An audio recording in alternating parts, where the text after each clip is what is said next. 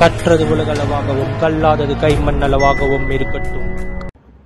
Hello everyone, எல்லாரும் எப்படி இருக்கீங்க? நல்லா இருக்கீங்களா? இனி நம்ம பேச போற டாபிக் என்ன அப்படின்னு பாத்தீங்கன்னா, ஹோம் லோன் பத்தி நீங்க நம்ம பேச போறோம். ஹோம் லோன், அப்புறம் வீட்டுக்கு நீங்க போடுற இன்சூரன்ஸ், அதுக்கு அடுத்து ஜிஎஸ்டில இருக்க சில விஷயங்கள். இந்த ஹோம் லோன் உண்மையாவே பெனிஃபிட்டா இல்லையா அப்படிங்கிறதும், வீட்டுக்குன்னு சொல்லிட்டு நிறைய பேர் இன்சூரன்ஸ் போடுவாங்க. அந்த இன்சூரன்ஸுக்கு பின்னாடி இருக்கிற விஷயங்கள் என்ன, அந்த இன்சூரன்ஸ் உண்மையாவே ஒரு வேல்யூபிள் தானா இல்லையா அப்படிங்கிற சில விஷயங்கள் தான் இன்னைக்கு இந்த வீடியோல நம்ம டிஸ்கஸ் பண்ண போறோம். நிறைய பேருடைய ட்ரீம் அப்படின்னு பாத்தீங்கன்னா வீடு ஒன்று வாங்கணும் அப்படிங்கிறது நிறைய பேருடைய ஒரு மிகப்பெரிய கனவு. ஸோ அப்படி இருக்கும்போது என்ன பண்ணுவாங்கன்னா, கரண்ட்லி எங்கிட்ட இன்கம் ஸ்டேபிளா வந்துட்டே இருக்கு. பட் எங்கிட்ட கான்ஸ்டன்டா ஒரு இன்கம் எங்கிட்ட இல்ல, ஒரு சேவிங் எங்கிட்ட இல்ல. அந்த சேவிங் இருந்தா ஈஸியா வீடு கட்டிடலாம். பட் அவ்வளவு சேவிங் எங்கிட்ட இல்ல. ஃபார் எக்ஸாம்பிள், இப்போ 80 lakhs 90 lakhs ஒரு வீடு ஒன்று நான் பாக்குறேன். அந்த வீடு வாங்கணும்னு எனக்கு ஆசை இருக்கு.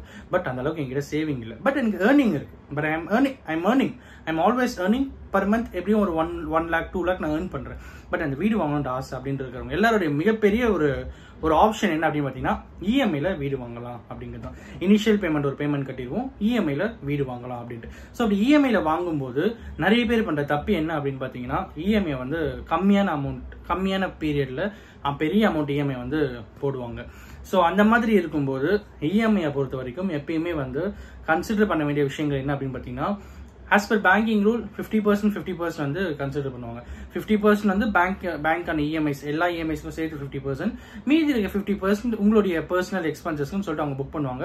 பேலன்ஸ் இருக்கிற 50,000 வச்சுதான் 50% வச்சுதான் இஎம்ஐ எலிஜிபிலிட்டியா கால்குலேட் ஆகும். ஃபார் எக்ஸாம்பிள், இப்போ நீங்க ஒரு 1 lakh earn பண்றீங்க அப்படின்னா 50% உங்களால மாசத்துக்கு 50,000 இஎம்ஐ கட்ட முடியும் அப்படின்னு சொல்லிட்டு கால்குலேட் பண்ணுவாங்க. ஸோ அந்த 50,000 நீங்க ஆல்ரெடி என்ன இஎம்ஐ கட்டிட்டு இருக்கீங்க அது எல்லாமே லெஸ் பண்ணிட்டு பேலன்ஸ் அமௌண்ட் என்ன வருதோ அதை தான் இஎம்ஐக்கு கன்சிடர் பண்ணுவாங்க. ஃபார் எக்ஸாம்பிள், இப்போ 50,000 உங்களுக்கு இஎம்ஐல எலிஜிபிலிட்டி வருது. அந்த 50,000 நீங்க ஒரு கார் லோன் கட்டுறீங்க, பைக் லோன் கட்டுறீங்க, அதெல்லாம் ஒரு 10,000 15,000 போச்சுன்னா அதெல்லாமே லெஸ் பண்ணிட்டு பேலன்ஸ் இருக்கிற 35,000 தான் உங்களுக்கு கன்சிடர் பண்ணுவாங்க. ஸோ இப்படி இருக்கும்போது இஎம்ஐ பொறுத்த வரைக்கும் இன்னைக்கு அட் பிரசன்ட்ல it will be okay. But longer பீரியட்ல ஒரு லாங்கர் பீரியட் வரும்போது உங்களால அந்த இஎம்ஐ எல்லா மந்த்தும் கரெக்டா கட்ட முடியுமா அப்படிங்கிறது ஒரு மிகப்பெரிய கேள்விக்குறியாகும். வயசு ஆக ஆக, ஓகேங்களா, ரொம்ப வயசாக ஆக அங்கதான் உங்களுடைய ஹோம் இன்சூரன்ஸ் ஹெல்ப் பண்ணும். இப்போ ஒருத்தர் இஎம்ஐ வாங்குறாங்கன்னு வச்சுக்கோங்க, இஎம்ஐல ஹோம் வாங்குறாங்க. ஸோ ஒரு குறிப்பிட்ட வருஷத்துக்கு அப்புறம் அவர் இறந்துடுறாருன்னு வச்சுக்கோமே. அப்படி இருக்கும்போது அவர் பேர்ல ஒரு இன்சூரன்ஸ் போட்டிருப்பாங்க, வீட்டு பேர்ல ஒரு இன்சூரன்ஸ் போட்டிருப்பாங்க. அந்த இன்சூரன்ஸ் கிளைமை வச்சு அந்த ஹோம் லோனை செட் ஆஃப் பண்ணுவாங்க. ஸோ இந்த மாதிரி பண்றதுக்கும் ஆப்ஷன் இருக்கு. அந்த டைம்ல தான் இந்த ஹோம் லோனை பொறுத்த வரைக்கும் இன்சூரன்ஸ் அப்படிங்கிறது உண்மையாவே வேல்யூபிளா இருக்கும் அப்படிங்கிறதுல எந்த ஒரு மாற்று கருத்தும் இல்லை. So insurance is more valuable when the person is deceased. So on that time insurance will be much better than anything else அப்படின்னே சொல்லலாம். ஓகேங்களா? ஸோ நெக்ஸ்ட் விஷயம் என்ன அப்படின்னு பாத்தீங்கன்னா, ஜிஎஸ்டி. ஸோ இந்த ஜிஎஸ்டியை பொறுத்த வரைக்கும் ரொம்ப நாளா பேச வேண்டிய ஒரு விஷயம் என்ன, கட் ஷார்ட்டா சில விஷயம் பேசணும் அப்படின்னு நினைக்கிறேன். அது என்ன அப்படின்னு பாத்தீங்கன்னா, இப்போ நம்ம என்ன கடைக்கு போறோம்னு வச்சுக்கோமே, ஒரு ப்ராடக்ட் வாங்குறோம். அந்த ப்ராடக்ட் வாங்கும்போது அதுல ஜிஎஸ்டியோட போட்டா இவ்வளவு அமௌண்ட் வரும், எக்ஸ்ட்ராவா வரும். ஜிஎஸ்டி இல்லைன்னா இவ்வளவு அமௌண்ட் தான், எனக்கு ஜிஎஸ்டில வேணாம், இந்த அமௌண்ட்டுக்கு நான் வாங்கிறேன்னு சொல்லி நிறைய பேர் வாங்குறாங்க.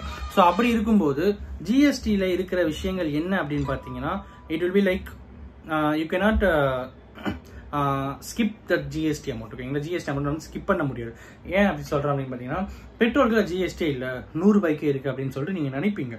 பட் அதுக்கு பின்னாடி இருக்கிற விஷயம் என்ன அப்படின்னு பாத்தீங்கன்னா, இப்போ 100 ரூபாய் பெட்ரோல் அப்படின்னா அதுல 50% தான் ஆக்சுவல் பெட்ரோல் காஸ்ட், மீதி 50% இந்தியாவில் இருக்கிற டாக்ஸ் தான். It's not GST, but it is indirect tax. ஓகேங்களா? இன்டைரக்ட் டாக்ஸ் எல்லாமே சேர்த்து 50%, மீதி இருக்கிற 50% பெட்ரோலோட cost. So all put together தான் அந்த 100 rupees. அந்த 100 rupeesல 50 ரூபா பெட்ரோல் காஸ்டா இருக்கும், 50 ரூபா அதர் டாக்ஸஸா இருக்கும். மொத்தமே சேர்த்து தான் 100 ரூபாய். ஸோ இன்டைரக்டா இருக்கு. ஸோ டிரான்ஸ்பரண்டா ஒரு இடத்துல டாக்ஸ் கட்டணும் அப்படின்னா நம்ம கட்ட மாட்டேங்கிறோம். நிறைய பேர் அது முன் வர மாட்டேங்கிறாங்க. ஸோ எல்லாம் ரொம்ப தவறான விஷயம். நம்ம கிட்ட இருந்து வாங்குற amount, government is an organisation. கவர்மெண்ட்டுக்கு அந்த ஃபண்ட் வந்தாதான் அந்த ஃபண்ட் வச்சு நிறைய பெனிஃபிட்ஸ் இந்தியாவுக்கு பண்ண முடியும். இன்ஃப்ராஸ்ட்ரக்சர் டெவலப்மெண்டா இருக்கட்டும், எம்ப்ளாய்மெண்டா இருக்கட்டும். ஸோ எல்லா விஷயத்துக்குமே கவர்மெண்ட்டுக்கு தேவையானது என்ன அப்படின்னா ஃபண்டிங். அந்த ஃபண்டிங் டாக்ஸஸ் மூலியமா தான் வருது அப்படின்னா அந்த டாக்ஸஸ் சில இடத்துல ஸ்டாப் ஆகுறது it is not at all recommendable. And அது ரொம்ப தவறான ஒரு விஷயம் அப்படிங்கிறதும், தவறான ஒரு புரிதலும் நமக்குள்ள இருக்கிறது. இனிமேல் அதை நீக்கிடணும் அப்படின்னும், எந்த இடத்துக்கு போனாலும் ஜிஎஸ்டி அமௌண்ட் பே பண்ணி நம்ம ஒரு ப்ராடக்ட் வாங்குறது ரொம்ப பெனிஃபிட் அப்படின்னு சொல்லி இந்த வீடியோ முடிக்கிறேன். Thanks so much.